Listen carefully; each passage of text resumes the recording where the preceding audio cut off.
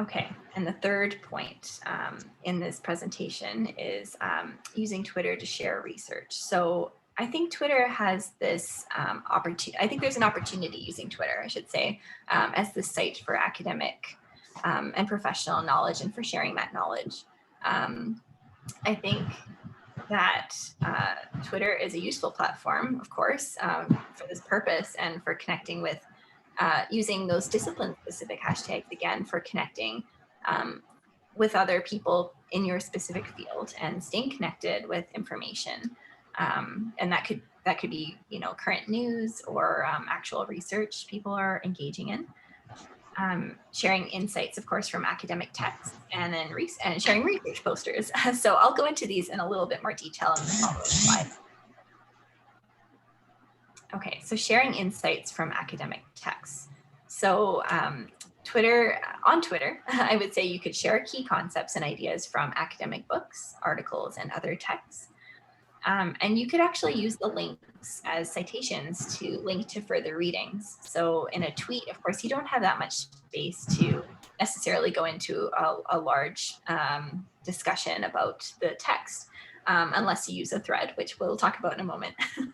But you can link to further readings. That's kind of the benefit of Twitter, is saying, here's this idea, or here's this paper or this book. It's very interesting. Here's the link to find out more.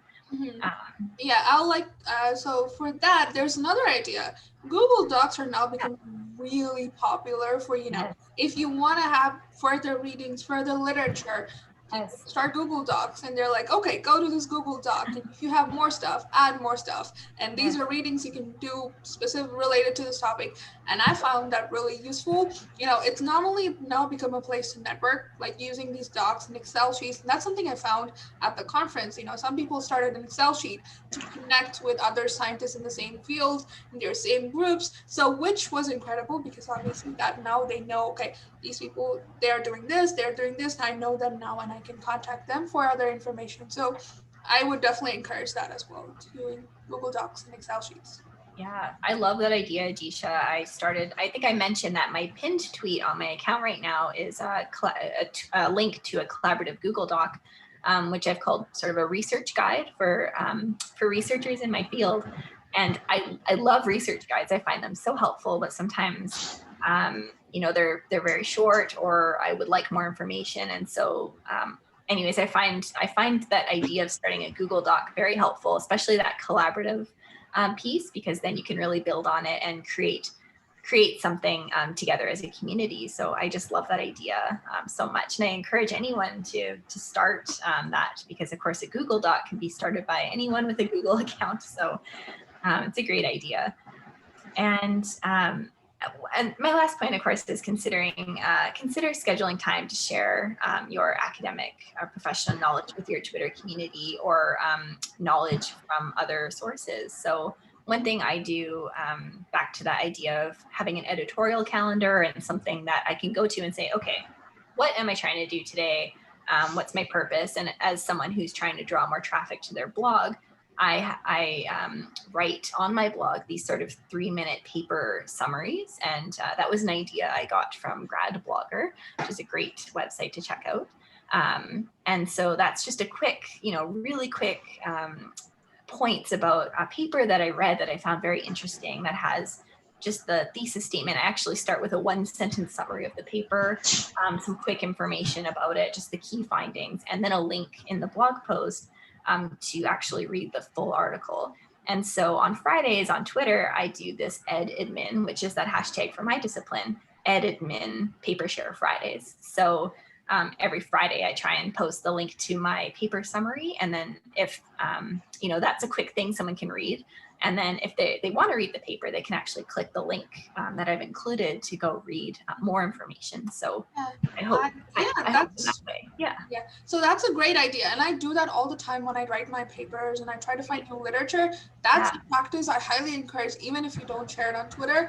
And actually sharing it on Twitter actually makes it more, reaching a more audience. So what Yeah. I do is, paper, link to the paper title, and then one sentence or two on what their key findings were that are Yeah. relevant to what I'm writing about, and then keywords about like themes and where in my paper would that fit into. So that's been super useful for me in all the papers that I write. And especially when you're trying to do 2 or 3 projects and you're trying to figure out, okay, this literature goes here, this literature goes here, having a document that has that, paper, 2 sentence key, findings, and then having keywords would really help you organize yourself. And if you can put that on Twitter, it would help other people kind of get the gist of what that paper is talking about.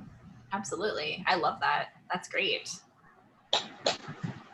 Okay, so sharing research presentations. So I said we would get back to the idea of the threads and sharing that idea of sharing your research poster on Twitter. So a thread is a useful way of sharing research posters, of course. A thread is a series of connected tweets that are usually published by one person. Threads are a great way of sharing larger amounts of information since tweets are limited to 280 characters. So when you're creating a thread, you can create a tweet and then you can add additional tweets so that they appear sequentially. And you can use that, of course, to create sort of a digital research poster. And I think in my next slide, yes, I have this example from Adisha and I just love it. It's such a great idea. Typically, of course, when you look at a research poster, it's all the information in one place, one poster. But in this way, you can actually break up that poster into individual slides and tweet it as a thread so that each slide appears sequentially. And Adisha, do you want to talk a little bit about this post? Definitely. So not just posters. This is actually my talk at the ESA 2020 annual meeting. And I knew that I was not going to be able to present in person. And I also didn't have enough time to do the transcripts. So I wanted to make it more inclusive so that, people can see the words that I was using in that talk. So what I did is, of course, I didn't do the whole transcript here. So this is, I have a tweet in my thread for each slide that I used, or, a couple of slides together. And I talk about the general idea behind those slides, the things that are not, in the words. I explain the background behind them. I start off with, as you can see in the first tweet, my research project was started last year, and, I was curious about this. This is where that, led to. So things that you would normally say at a presentation or a talk, you would create in a tweet thread, and that really would help engage your audience, just because you're, not just talking about your research, but also why you did this and what, future directions do you have. Really would help, people who know this field or who are trying to like recruit you, or who are trying to, connect with you, collaborate with you, to see, okay, this is what they've done so far. This is like the background, and it really gives a really personal touch to the talk, which you would do if you were presenting in person. I thought this was a great way to do this, to make it inclusive and also to just share more of a story behind this, scenes. There's a lot I love about this. You've got the tags to these specific organizations, and you have a few select hashtags, of course, and then you've created that link to learn more. So I think this is a really good example of how you can use a thread to share more information that you may not be able to post in just a single tweet. It's a great job. I think this is fantastic. It's very inspirational. Thank you. So I just want to end this webinar with just one last note, just to say that I think publicly engaged work is just so important. There's a lot of work we do publicly, like posting on blogs and Twitter and any other publicly engaged work that isn't necessarily recognized as your traditional sort of legitimate academic contributions. And I think we need to push back on this idea, because more and more academics are online and breaking down some of those boundaries. I think a lot of our research is locked behind paywalls, and I understand the need for that sometimes, but I think that publicly accessible research is just so important, and making it publicly accessible is one use of Twitter. And I think that I'm really optimistic about its use, for good in our world and for sharing knowledge in I think at a time when